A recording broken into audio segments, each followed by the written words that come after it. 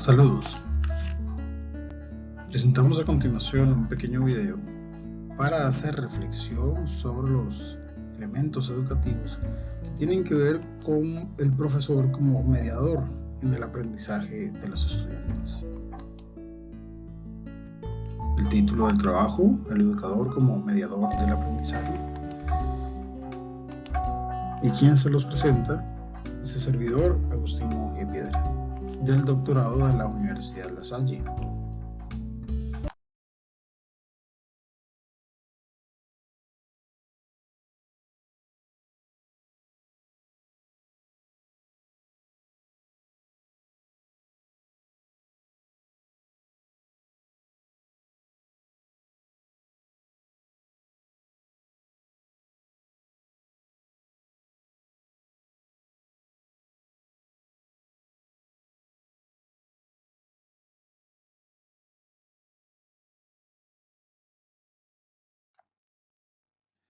Para este primer encuentro hemos de decir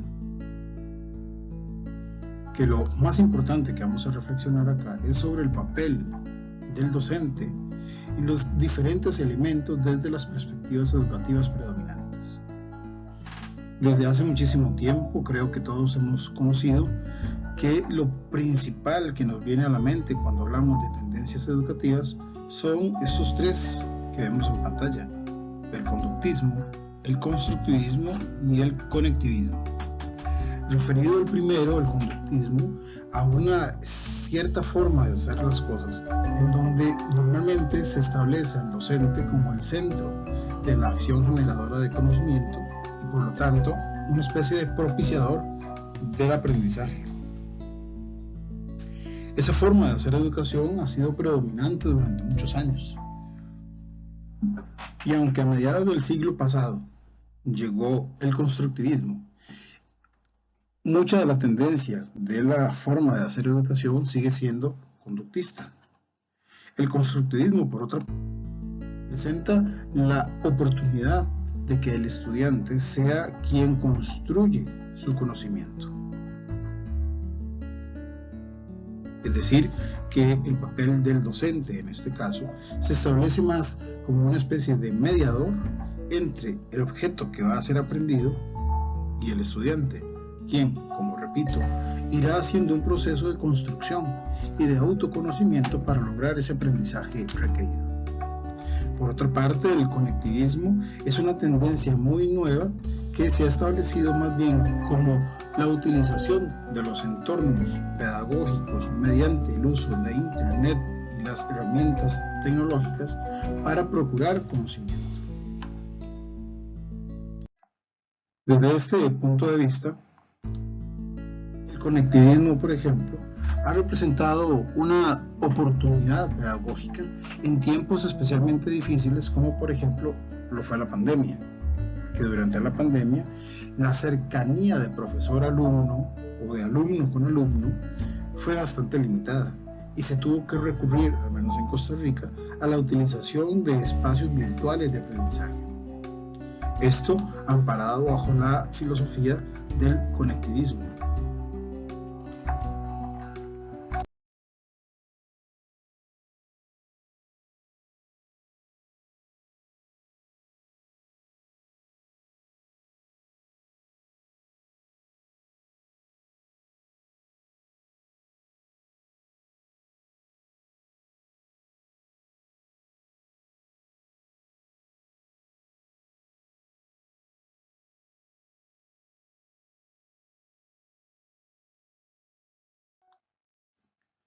¿Cómo es, verdad, que se da el aprendizaje en los entornos educativos?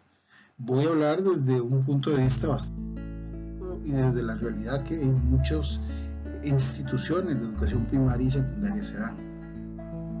Aunque se ha querido durante años propiciar que el constructivismo sea lo que genere la mayor parte de los conocimientos, la realidad es que en muchas escuelas y colegios, y me atrevería a decir inclusive universidades, la forma de hacer la educación ha sido básicamente una forma clásica, es decir, aquella donde se ha establecido al profesor, a la profesora, como el centro de la actividad dinamizadora de la lección, es decir, él o ella, el profesor o profesora, como centro del entorno educativo, expresando sus ideas y haciendo una especie de exposición simplemente magistral, mediante la cual se pretende que el estudiante pues absorba los conocimientos y llegue a esto.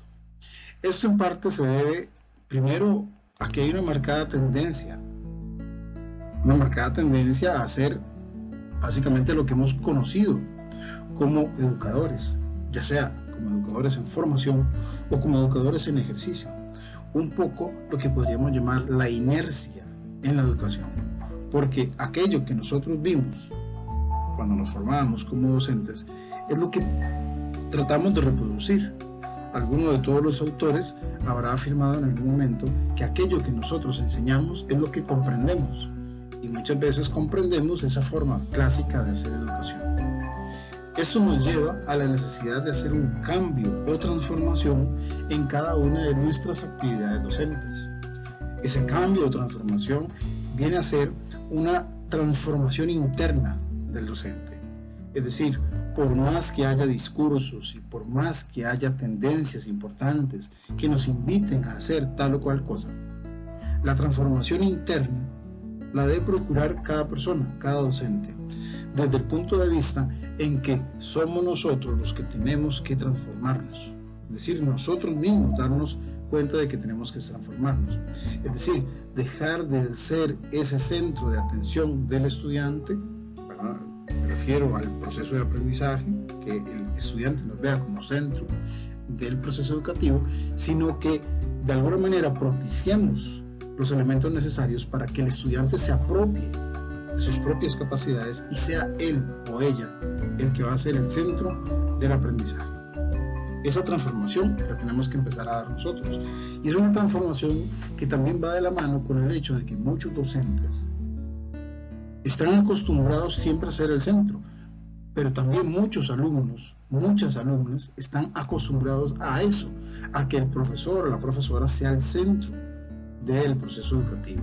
Y cuando se les dan espacios para que ellos o ellas, propicien sus aprendizajes, a veces tenemos malas experiencias porque no lo quieren ver así.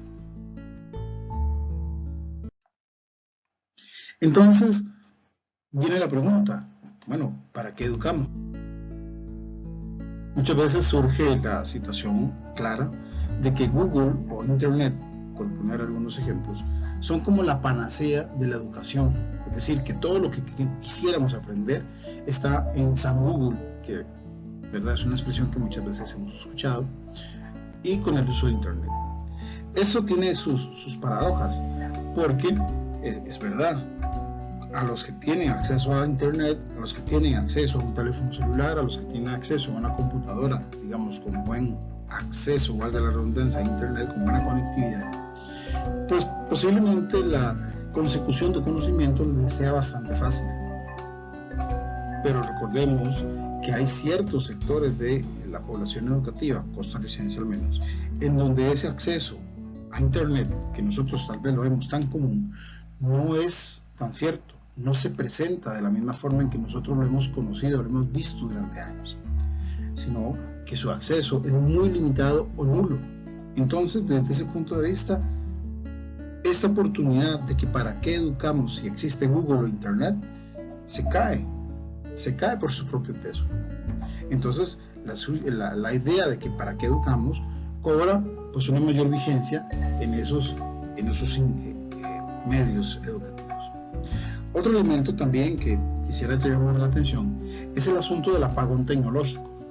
Cuando me refiero a apagón tecnológico, puede ser que nosotros lo veamos muy simple, muy simplista. O sea, ¿quién piensa en un apagón tecnológico en este momento, siendo que tenemos un acceso a Internet bastante importante? Pero últimamente ha surgido una situación que sí nos lleva a pensar en un apagón tecnológico, es decir, que algo puede suceder en el entorno educativo en donde estamos y el Internet se vea limitado. Por ejemplo, la guerra con Ucrania, Rusia con Ucrania últimamente, ha establecido ciertamente un apagón tecnológico para muchos educadores, educadoras y alumnos que llevaban, voy a decirlo, un proceso educativo normal y que ahora más bien están defendiendo su vida. Eso nos lleva entonces a que hay ciertos entornos educativos en donde la forma, entre comillas, habitual de obtener conocimiento para muchos, Google, Internet, etc., es totalmente diferente, ¿cierto? Entonces aquí tenemos, ¿verdad?, que tener en cuenta que ese para qué educamos también interviene con el acceso tecnológico al que se tenga acceso, con si podemos tener o no un apagón tecnológico, o los entornos educativos a los que hacemos referencia. Hablando un poco de las teorías educativas, digamos emergentes, más importantes, Francisco Gutiérrez nos habla de una educación para la incertidumbre. Es decir, que nosotros como educadores deberíamos propiciar espacios de aprendizaje que más bien nos lleven a la incertidumbre. Y desde ese punto de vista, entonces, la mediación pedagógica, el docente como mediador pedagógico, debe más bien propiciar espacios en donde lleguemos a estas reflexiones que nos invita Gutiérrez. Por ejemplo, educar para interrogar. Es decir, no es aquella educación en donde únicamente se muestra un único contenido y sobre eso se va, sino que debemos enseñar al estudiante a interrogarse el porqué de las cosas, es decir, hacer como un poco de investigación sobre las cosas que se le dicen, que pueden ser verdad o no. Y entonces para eso interviene la segunda reflexión de Gutiérrez, donde nos habla educar para procesar información. Muchas veces hemos escuchado la expresión de las fake news. Claramente fake se refiere a noticias falsas, y esto está plagado últimamente en las redes sociales, de las cuales hemos sido víctimas, voy a decir esa palabra, víctimas, muchos de nosotros. Si bien es cierto, las redes sociales propician muchos elementos de aprendizaje, también propician muchos elementos de información falsa. Y educar para procesar la información verdadera o falsa es un elemento importante. Luego también educar para resolver problemas. Es decir, el conocimiento abstracto, único, teórico, lineal, vamos a decir, si bien es cierto, es una reflexión intelectual activa e importante para muchas personas, lo que nos debe llevar es un aprendizaje para que eso que nos enseñaron sirva para algo, y ese para algo es resolver problemas.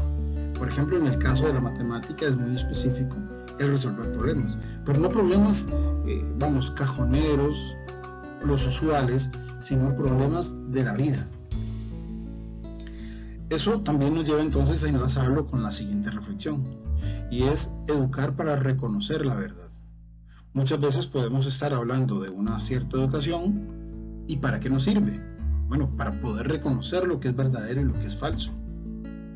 Asimismo, con el uso de tecnologías. El uso de las tecnologías es importante en nuestro mundo. Y también una última reflexión que hace Gutiérrez es que hay que enseñar a educar para gozar de la vida.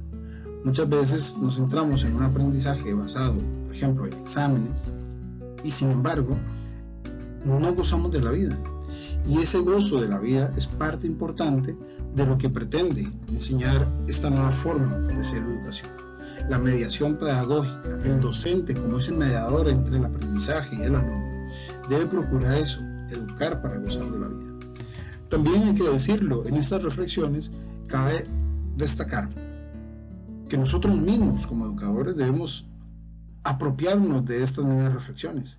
Es decir, que aquello que yo hago, investigo, debe procurarme para yo estar convencido de esto también. La interrogación, el procesar información, el resolver problemas, el reconocer la verdad, el educar con recursos educativos tecnológicos y además gozar de la vida. Eso debe ser parte también de nosotros mismos. Entonces, desde ese punto de vista, el educador como mediador del aprendizaje desde la perspectiva de la complejidad, pues cobra vigencia. Y entonces aquí concluimos con una reflexión que hace Assmann, pero citando a Einstein, donde nos decía que el arte supremo del maestro consiste precisamente en despertar el gozo de la experiencia creativa y del conocimiento.